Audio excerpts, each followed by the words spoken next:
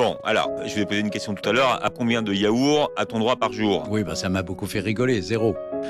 Parce que le yaourt est un aliment extrêmement acide. Bon, déjà, on va voir le pH d'un produit, ça traduit son acidité. Si c'est en dessous de 7, on dit que le produit il est acide. Et puis si c'est au-dessus de 7, on dit que le produit est basique ou alcalin. Alors oui, le yaourt il a un pH de 4,5, donc les fruits aussi ils seraient extrêmement acides, pourtant ils sont jugés top pour la santé. Donc le yaourt est une invention qui n'est pas une invention utile pour l'organisme humain. Tiens, on a plein d'études sur les avantages des laitages fermentés, notamment par les probiotiques qu'ils apportent pour soutenir notre microbiote intestinal, dont cette grande étude dont le financement était libre et assuré par l'Université de Genève. L'essentiel, c'est fromage et crème.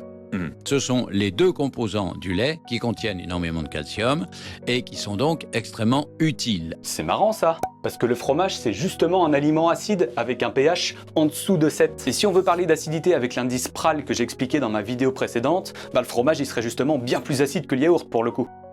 Bon, on peut manger du fromage toute la journée alors? Non, que le matin. Ah, ça ressemble à de la chrononutrition ça, je me trompe? Il faut bien penser que si vous mangez des gras saturés le matin, c'est très sain.